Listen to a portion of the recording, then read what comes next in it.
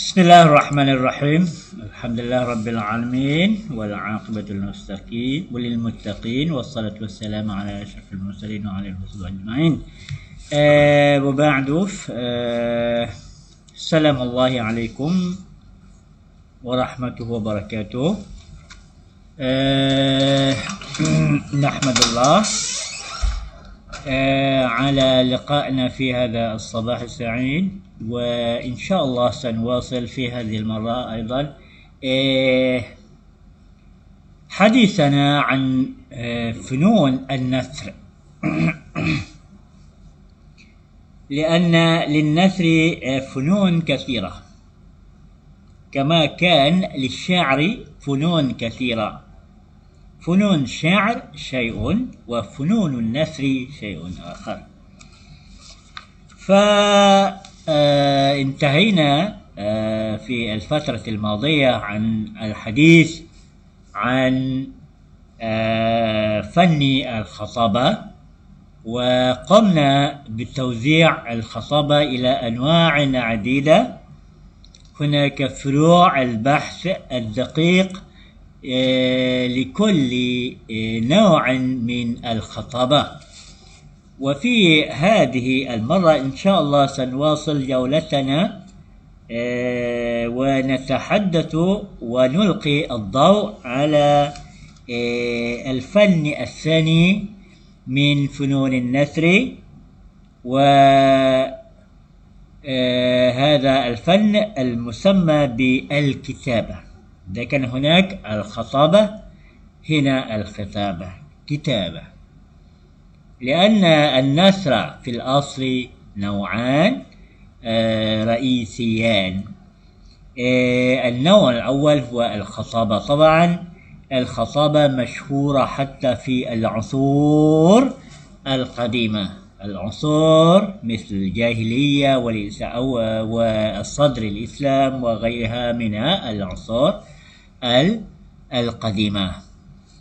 أما في هذه الفترة أقصد يعني عصر النهضة الحديثة، فهناك طبعا أنواع أخرى من فنون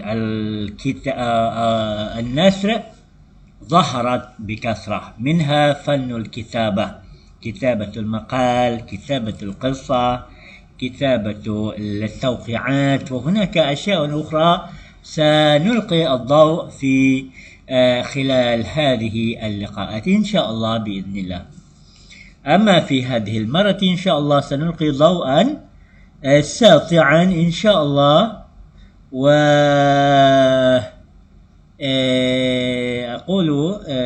إن شاء الله سنلقي ضوءا ساطعا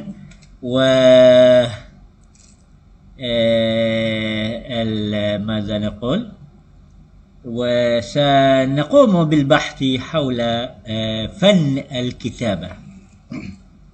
فالكتابة طبعا فن من فنون النثر. حسنا يا أخوة، سأتحدث بلغتنا نحن، لغة أمنا نحن إن شاء الله. Selamat pagi semua saudara-saudara dan saudari serta anak-anak, pelajar-pelajar dan juga tuan-tuan dan puan-puan yang ada, sidang penonton yang budiman. InsyaAllah kita akan teruskan bicara kita. Kalau minggu ataupun fatrah yang lalu kita telah berbicara tentang fannu al-khatabah dan penjenisan serta pembahagian jenisnya serta ciri-ciri yang dimiliki oleh tiap-tiap jenis khatbah ataupun pidato, ataupun kita panggil seni pidato. Dia ada, kalau pidato jenis diniyah ada ciri-ciri tertentu, kalau jenis siasiyah ada ciri-ciri tertentu, begitu juga qadaiyah ada ciri-ciri, dan kita telah bicarakan secara ringkasnya di fatrah yang lalu. Kali ini kita pergi seni cabang yang kedua yang agak besar jenisnya, iaitulah fannu al-kitabah ataupun kita panggil sebagai bidang seni penulisan. Kalau menurut Ustaz ini dikata seni penulisan. Fannu al-kitabah. Tulis apa? Tulis dari fannul kitabah inilah yang akan membuahkan banyak funun an-nasri yang sampingan seperti kitabatul maqal, kitabatul al-qisas, al-qissa wal riwayat, dan kitabatul al-masrahiyat, dan banyak jenis lagi kitabah-kitabah yang kita temui. Tetapi yang raisi, yang utama yang kita akan bahas bicara adalah seni penulisan yang 3 ini, iaitu insya-Allah kita akan cuba tinjau secara halusinya maqalah, qasas dan juga riwayah. Fannul qasas ini maksudlah kitabatul riwayah, kitabatul aqsusah, kitabatul kita panggil apa, al-hawadith. Kalau orang Arab dia panggil hawadith, ataupun jamak daripada al-haddutah. Juga fannun min funun al-kitabah, walaupun pada asalnya dicerita secara lisan. Macam ni lah, macam cerita-cerita bari ya. Kalau kita di Kelantan ni kita panggil bari. Bari tu biasa dia warai secara mulut ke mulut. Tapi yang kita nak di sini ialah jenis penulisan, cerita yang ditulis. Okey, baiklah. Penulisan bagaimana? Yang penting di sini kita nak ilqa dhawi, kita nak cuba beri tinjauan sehalusnya kepada jenis penulisan yang muncul di awal-awal ataupun pada peringkat permulaan zaman Nahdah Al-Hadithah ataupun zaman perkembangan moden. Kalau kita perhatikan dalam nota yang kita bekalkan di sini, dia kata warasal qarn at-tasi' 'ashara 'an al-'asr al-'Uthmani uslub al-kitabah lam yakun afdala halan min asy-syi'ri. Memang pada mulanya pada peringkat permulaan zaman moden, zaman ini masih lagi membawa pengaruh, ada membawa pengaruh kesan-kesan daripada zaman Uthmaniyah. Kerana zaman Uthmaniyah begitu lama, negara Arab, banyak negara Arab dan juga negara rantau lainnya yang berada di bawah jajahan takluk Uthmaniyah begitu lama berkurung-kurung, khususnya negara Mesir yang sememangnya lebih 300 tahun berada di bawah cengkaman Uthmaniyah. Maka tentulah sikit sebanyak akan menimbul kesan yang tidak sedikit. Begitu juga bidang penulisan turut sama menerima tempias yang saya katakan tadi, iaitulah lam yakun afdala halan minal syi'ri. khutbah pula apa? Penulisan di zaman ini, kemunculan bidang penulisan zaman ni tak ubahlah. Dia tidak lebih afdal, maknanya lebih kurang serupa jelah. Kalau syair mengalami kelemahan-kelemahan, begitu juga dengan bidang penulisan prosa ni juga banyak kelemahan-kelemahan yang dialami, seperti mana syair juga sama ada dari segi lughah. Dia kata fi min nahiyati lughah kaifa kanat al-kitabah min nahiyati al-lughah. Taban al-lughah dia kata bil ammiyah biasanya al-kitabah. Kalau dari segi bahasa, al-kitabah kanat bil ammiyah, dengan menggunakan bahasa pasar, bahasa dialek yang kita supaya kita kata kecek. Kalau kita di alam Melayu ni kecek kot Kelantan ke, ataupun kot Pelek Utara ataupun Pelek Indonesia ke tu di alam Melayu banyak juga peleknya, banyak juga lahjatnya. Begitu juga Arab pun dia banyak menggunakan lahjat, terutamanya lahjat Mesir, bil ammiyah atau bil lughatin. Kalau tidak dengan ammiyah pun dengan bahasa yang hampir-hampir sama dengan ammiyah, yakni la tartafi'u katsiran 'anil ammiyah, tak beza jauh, tak terangkat tinggi. Itu kalau kata secara harfiahnya, maknanya tak berbeza jauh dari lahjat ammiyah juga, walaupun guna bahasa surat dah, cumanya bahasa kelas rendah, low class, tidak bahasa tinggi yang standard dah. Dari segi pemilihan perkataan ataupun min nahiyatil alfaz, kaifa kanat al-kitabah min nahjat al-alfaz. Taba'an ihtamma al-kuttab, maknanya kaum penulis semuanya hanya mementingkan bil alfaz, hanya mementingkan pemilihan perkataan saja, wa taraku ma adaha, dan mereka mengabaikan yang lain-lainnya. Maknanya dalam penulisan mereka hanya pilih kata-kata indah walaupun tidak mengandungi makna yang mendalam. Jadi aspek ma'ani, aspek isi dalam penulisan tak dipentingkan, yang penting bahasa biarlah berbunga-bunga. Ni maknanya ihtimam bil alfaz haitsu yastakhdimu al-alfaz macam mana. Ni kita lihat perincian tentang pemilihan perkataan oleh penulis masa ini. Lam takun a'nayatuhum tattajihu ila takhayyuril lafzil adaqi awil lafzis samhil azbi awil uslubil rasin aw ibara raqiqa. Di mana perhatian mereka bukan menuju ke arah pemilihan perkataan yang halus, yang mempunyai makna yang bersahaja dan sedap didengar, serta lunak, dan gaya bahasa yang kemas, serta ungkapan-ungkapan yang halus. Tak ada. Tetapi lebih kepada muttajiha ila la'bi bil alfaz. Mereka lebih menggunakan. Jadi kalau kita nak ringkas faktor pula kita nak buat penilaian tentang pemilihan perkataan, kita boleh kata secara langsung inayatuhum muttajihatun ila la'bi bil alfaz. Perhatian penulis pada masa ini bukan kepada gaya bahasa yang kemas, tetapi mereka lebih cenderung ke arah bermain dengan kata-kata. Wal muhassinil badi'i, menggunakan bunga-bunga bahasa, ilmu badi' yang al-mutakallif, yang berat-berat, makna yang membawa rasa berat. Tu kita panggil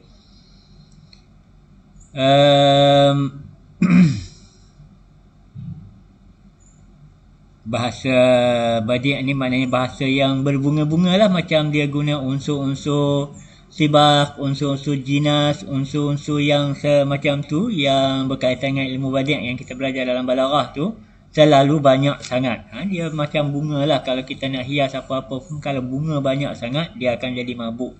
Macam itulah kata-kata, kalau terlalu berbunga, susah orang nak faham apa benda. Jadi tenggelam dalam bunga, kepentingan yang lain dah diabaikan, dah terabai. Macam itulah dalam penulisan ni pun, muttajiha ila la'bi bil alfaz. Mereka pilih, mereka seolah-olah bermain dengan kata-kata perkataan, dan bermain dengan unsur-unsur muhassin badi'i yang berat, dan taswir bayani sazij, serta bentuk ilmu bayan yang sazij. Sazij ni kita kata sohor lah, yang ketek, yang dangkal, yang tak mendalam.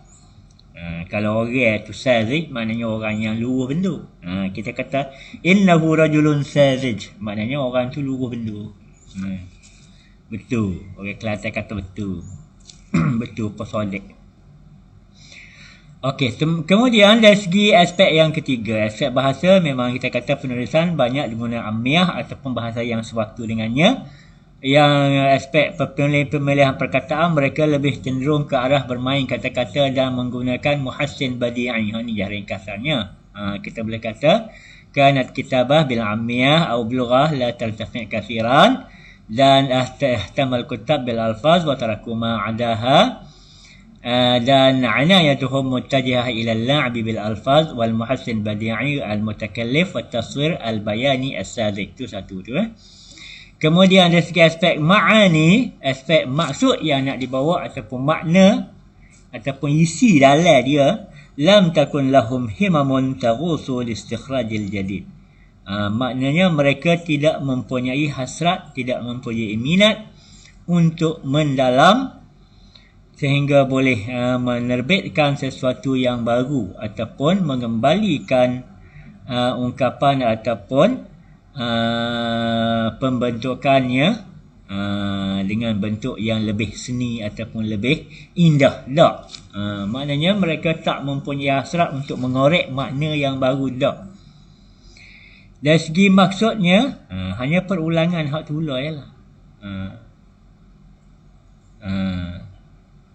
hanya dari sudut isinya mereka tak begitu berminat nak mendalami. Jadi isi itu tohor. Kemudian al-mawdu'at, dari segi al-mawdu' min nahiyat al-mawdu' fama naqul, dari segi tema dan juga tajuknya lam takhruj 'anil taqlidi. Kalau isi dia tak mendalam, maka tajuknya pun tak keluar daripada ruang lingkup tradisional. Antaranya ada unsur-unsur itab. Ini macam zaman lampau, zaman silam dulu pula. Sorry. Macam zaman dulu lah jadinya, minal atab wasyakwa, jadi tema-tema lama orang menulis Jami' Abbasiyah dulu juga. Ada unsur, ada tema itab, tema teguran, tema syakwa, aduan, tahniah, ta'ziyah, istimnah. Semuanya ni tema yang dah lapuk, yang dah klasik, yang dikira tradisi, boleh masuk museum dah. Tetapi inilah yang dibawanya. Dan satu lagi, iktafat bil mu'assinat al-badi'iyah mutakallifah min jinasin wa saj'an. Macam tadilah. Dari segi tajuk dia tak penting. Yang penting mereka hanya merasa cukup dengan bawa unsur-unsur muhassinat badi'iyah seperti jinas, sajak dan mura'atin nazir. Mura'atin nazir ni memelihara padanan. Apa maknanya? Biar setiap kalimat yang diungkapkan tu berpadan dengan maksud yang dibawa. Okey, kemudian sya'a fil kitabah tardidu ma'anil mutaqaddimin, yang kita dapatinya berleluasa dalam bidang penulisan di waktu itu ialah tardid, hanya pengulangan maksud-maksud orang-orang dulu fi suratin muhalhalah, dalam bentuk yang tak kemas lah. Muhalhalah ni longgar gok-gek, orang Kelantan kata gok-gek, ataupun kalau lantai yang dipaku pun mudah cabut lah, longgar gigak gok-gak bunyi dah. Ghairu muhkamah siarah, tidak kemas dari segi lafaznya. Itu muhalhalah.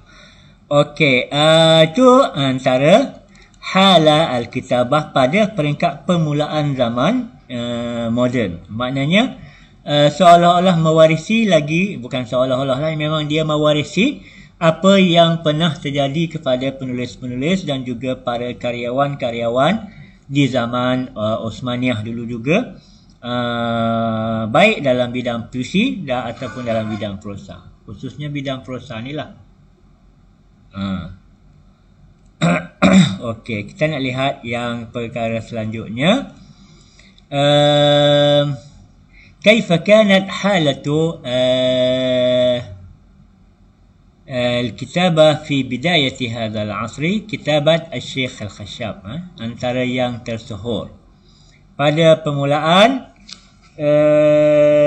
munculnya seni kitabah pada zaman moden ini, kita dapat lihat antara lain ialah kemunculan beberapa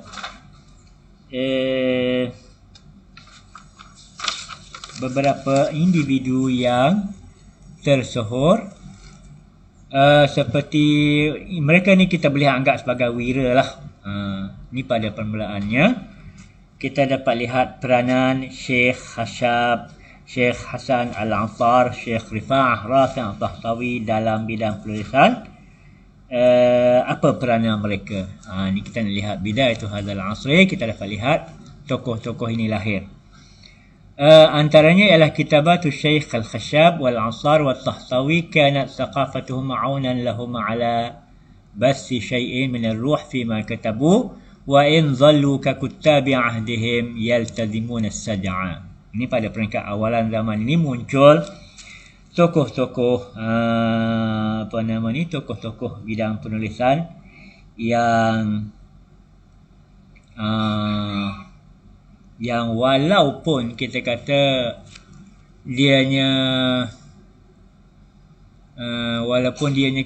dianya terpengaruh jugalah dengan unsur-unsur lama, walaupun ada unsur muhassinat badi'iyah atau yaltazimun, mereka mematuhi unsur-unsur sajak dalam penulisan mereka, iaitulah sajak ni kita tahulah kalau dalam balaghah tu maknanya setiap ungkapan yang walaupun dalam bentuk prosa tapi dia berakhir dengan satu rima, sekurang-kurangnya untuk 2 ayat ataupun 2 keratan ayat, dah dikira itu sajak namanya. Jadi banyaklah kalau penulisan begitu, orang dulu letak nama buku pun kadang-kadang kita nampak macam unsur bersajak ni memang ada. Kashful Ghummah fi Sirati Sayyidil Ummah misalnya, tengok tu cara tu kita panggil unsur sajak. Jadi benda-benda unsur-unsur yang beginilah yang cuba diterapkan oleh penulis-penulis tokoh di zaman ni pada peringkat awal zaman moden ini. Antaranya penulisan Syekh Hasan Syekh Al-Khashab. Bagali dia ni tukang kayu agaknya, nama dia Khashab di hujung tu. Begitu juga Al-Asar. Asar ni mungkin dia jual minyak wangi ataupun dia ada kedai rempah. Kemudian Tahtawi. Tahtawi ni orang Tahta lah, satu kampung di Sohad. Kita dah tahu sejarah dia dalam pengajian awal-awal dulu. Mereka ni tokoh-tokoh Syekh Syekh Al-Azhar pun ada ni sini ni. Walaupun mereka iltizam dengan unsur-unsur lama, namun kita dapati kanat saqafatuhum ma'aunan lahum ala bathi syai'in min ruhin fima katabu. Walaupun mereka ni masih mematuhi unsur-unsur lama, tapi sekurang-kurangnya dalam penulisan mereka ini mereka dapat menerapkan nilai-nilai pendidikan mereka yang membantu mereka untuk menyebar ataupun menular, viral. Orang sekarang panggil viral. Fi nashri atau fi basi syai'in, untuk memviralkan sedikit daripada semangat yang dalam apa yang mereka tulis. Maknanya ramai penulis yang terikat dengan zaman silam, tapi mereka bertiga ini dengan dibantu oleh bidang pendidikan dan pengetahuan dan ilmu mereka yang ada, mereka dapat sikit sebanyak boleh mencetuskan semangat ke dalam hasil karya ataupun tulisan-tulisan yang mereka hasilkan. Wa in zallu ka kuttabi ahdihim, sekalipun mereka ini masih kekal seperti penulis-penulis lain di zaman mereka, yaltazimuna saja'ah. Tu walaupun kita kata patuh dengan unsur lama dan unsur sajak, tapi sekurang-kurangnya mereka dapat melalui ilmu yang mereka miliki, mereka dapat menerapkan nilai-nilai semangat-semangat dalam apa yang mereka tulis. Okey, begitu juga dengan Syekh Ahmad Faris Al-Shadiyak. Ini bukan Syekh, tapi dia seorang penulis. Apa peranan beliau pula dalam bidang penulisan? Kita kata dia ni Soho Glamour, terpilih untuk kita buat kajian tentang permulaan bidang penulisan di zaman moden. Ahmad Faris Shadiyak ni apa peranan dia? Ma dauruhu fi tajdid al-kitabah, dalam bidang tajdid kitabah dia ada peranan dia ni. Kita dapati Ahmad Faris Shadiyak ni walaupun dia meninggal dunia 1878, namun kana mutatalli'an ila tajdid, dia seorang yang punya kita kata punya mutatalli'an ini, punya wawasan. Timbul wawasan, wawasan 20 habis dah.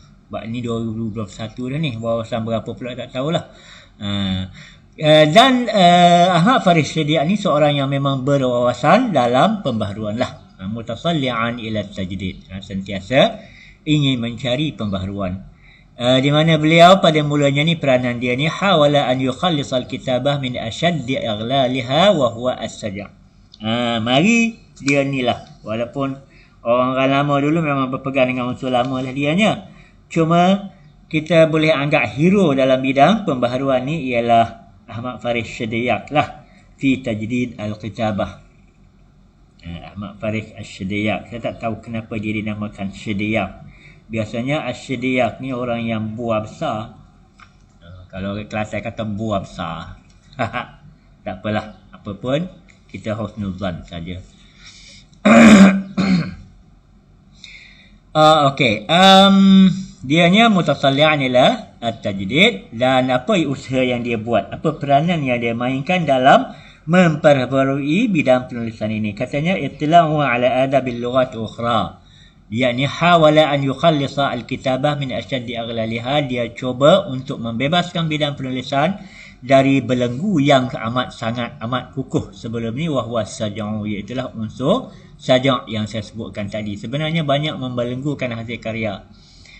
Fakataba ibarat sahla wadihah, dia menulis ayat-ayat contoh yang mudah, yang jelas, yang dicetak ba'idah anit takalluf, yang jauh daripada unsur-unsur berat, bunga-bunga bahasa tadi. Wa illam yatakhallas nihaiyan, sekalipun tak bebas keseluruhannya dari seni ataupun dari tradisi bidang penulisan di zamannya. Dia cuba, dia ada usaha, walaupun dia tidak bebas sepenuhnya, tapi dia ada usaha cuba nak permodernkan bidang penulisan. Inilah dia kata orang yang ada wawasan fit tajdid, mutasalli'an ila tajdid. Okey, yang ke seterusnya, apakah dia, kita nak lihat di sini apakah bidang kalau tadi kita lihat kelemahan-kelemahan dia dan sebab kelemahan, kerana mereka berpegang dengan unsur-unsur lama dan bunga-bunga bahasa, dan semua bidang penulisan mereka nampak melahirkan gaya bahasa yang tak kemas. Tapi ada beberapa faktor yang lain yang membantu untuk nahdah, untuk membangkitkan bidang penulisan ini ke persada yang lebih luas dan lebih bagus. Kita namakan tajuk ini sebagai awamilun nuhud bin nasri wal kitabah. Apakah faktor-faktor perkembangan yang membangkitkan bidang prosa, sastra dan bidang penulisan keseluruhannya. Okey. Kita lihat di sini awamilun nuhud bin nasri, antara faktor-faktor yang penting yang membangkitkan bidang penulisan makalah ini ialah bidang penulisan, saya kira makalah gagap, saya lagi cepelak dah wayak. Sorry. Kini kita bicara bidang penulisan secara umum. Apakah mahia al-awamilul lati tusa'idu ala an-nuhud bin nasri wal kitabah, yang membantu bangkitnya bidang prosa dan bidang penulisan ni, apakah faktornya? Di sini kita dapat lihat faktor yang utamanya ialah al-ittisal bil adabil gharbiyah. Ini ustaz ni dia buat ini sebagai mukaddimah sajanya. Lam yata'akhkhar an-nasr tawilan 'an al-iltihaq bil-syi'ri fi masirati tajdid, fatadhafarat 'iddatu 'awamil 'ala an-nuhud bin nasri. Ni saja, itu ayat gaya dia ya. Dia kata tidak lewat, tak tunggu lama bidang prosa ni untuk kita kata untuk berjalan seiring dengan puisi dalam bidang pembaharuan. Fatadhafarat, di sini bergabung beberapa faktor yang menjadi penggerak untuk bangkit bidang prosa, antara lain yang saya sebutkan tadi, itulah al-ittisal bil adabi al-gharbi atau ittisal bil adabil gharbiyah ittisalan wasiqan. Nombor satunya faktor ialah perhubungan dengan bidang sastra barat, al-adab al-gharbiyah, sastra barat, dengan perhubungan yang agak kukuh, yang agak utuh, an tariq terjemah, melalui terjemahan, sistem terjemahan yang kita pelajari masa berkenalan dengan Rifa'ah Tahsawi dulu. Hasil daripada adanya kegiatan menterjemah itulah membuatkan pertembungan berlaku antara Timur dengan Barat, dan orang-orang Timur berkenalan dengan nilai-nilai sastra daripada Barat, dan terjadilah al-ittisal bil adab al-gharbiyah ittisalan wasiqan an tariq at-tarjamah. Tu. Dan secara perinciannya tu satu faktor, dua faktor, kita ada semuanya tiga faktor saja. Okey, bercakap pasal perincian tentang terjemahan tadi, dia katakan alil muallafat allati tarjamaha a'dha'ul bi'sa al-ula. Ini hanya perincian saja. Dia kata hasil-hasil karangan yang telah diterjemahkan oleh anggota delegasi, anggota delegasi pertama yang dihantar ke Eropah untuk belajar dulu. Bi'sah ni saya panggil delegasi lah, delegasi yang dihantar untuk belajar ke Eropah dulu. Sebanyak 200 lebih buku atharun ba'idah al-mada, mempunyai kesan yang jarak jauh dalam segi bahasa terjemahan yang pertama, fi lughah kulli min al-qari', dalam bahasa setiap pembaca. Maknanya ini berpayung di bawah ittisal bil adab gharbiyah lah. Dengan adanya hubungan yang erat melalui cara terjemah. Kerana apa? Melalui banyak terjemahan tadi. Terjemahan tu banyak telah dihasilkan oleh anggota-anggota hak grup pertama dalam delegasi ilmiah yang dihantar ke Eropah dulu oleh Muhammad Ali ya. Okey, yang kedua, faktor kedua, kita nak tamatkan siaran untuk hari ini kerana hari ini sedikit hari kemerdekaan, kita rasa nak merdeka juga kan. Nak pergi jalan-jalan, makan angin. Tak boleh. Sorry. Kita PKP, makan angin dalam rumah. Okey. Yang faktor yang kedua yang menjadi pemangkin kepada bangkitnya prosa dan penulisan ini ialah Ihya'ut Turasil Adabi Al-Qadim. Proses menghidupkan semula ataupun proses gapo orang panggil kat orang putih, ihya. Cari sendirilah. Saya tak kerti orang putih. Proses menghidupkan semula warisan sastra lama, sastra klasik. Seperti buku-buku mislu kutubil Jahiz, seperti buku-buku hasil karya Al-Jahiz, itulah Uthman Al-Jahiz, seorang yang terkenal zaman Abbasiyah kedua. Wa Abi Hayyan Tauhidi, semuanya ni ulama-ulama zaman ulama-ulama dan karyawan-karyawan serta para sastrawan dan juga pujangga dari zaman Abbasiyah yang kedua. Wal Mubarrad. Mubarrad itu buku dia saya masih ingat lagi. Saya ada di mana-mana saya pergi, saya bawa masa saya di Mesir dulu buku bernama Al-Kamil lil Mubarrad. Buku tu masih ada dengan saya, tapi cakap klik Malaysia ni tak tahu tak mana. Tapi ada 2 buah, saya terbeli 2. Darah juga saya. Minat dah sampai beli 2. Dalam buku tu banyak perkara yang menarik bagi saya lah. Dan seorang lagi tokoh ialah Ibnu Qutaibah. Tu proses menghidupkan buku-buku lama karya mereka inilah. Kalau tidak kita pun, kalau tidak ada proses penghidupan semula ini, mungkin kita tak temu buku-buku karya Jahiz seperti Kitabul Hayawan, Kitabul Al-Bayan wa Tabyin. Saya ingat ada, saya tengok di masa dulu buku-buku itulah karya Jahiz berjilid-jilid. Dan adanya gerakan menghidupkan semula warisan lama ini yang menjadi penggerak kepada bidang prosa, inilah kita kata membuatkan bidang ini semakin berkembang pesat. Dan yang last sekali ialah kemunculan bidang as-sahafah ataupun penerbitan akhbar dan majalah ya. Asaruha khatir, yang sangat mempunyai kesan yang begitu tinggi. Bukan bahaya dak tu. Dia ada kadang kita kata makanun khatir, tempat yang bahaya. Nerayaan tempat yang tinggi, tinggi kedudukan dia. Mempunyai kesan yang sangat tinggi fi tasawwuri, dalam perkembangan ataupun dalam memperkembangkan an-nasri, bidang prosa, nahwis suhulah, ke arah yang lebih mudah, dan wasarhil muhassinatil badi'iyah, dan meninggalkan kita kata sarh ini buat tahu pekong.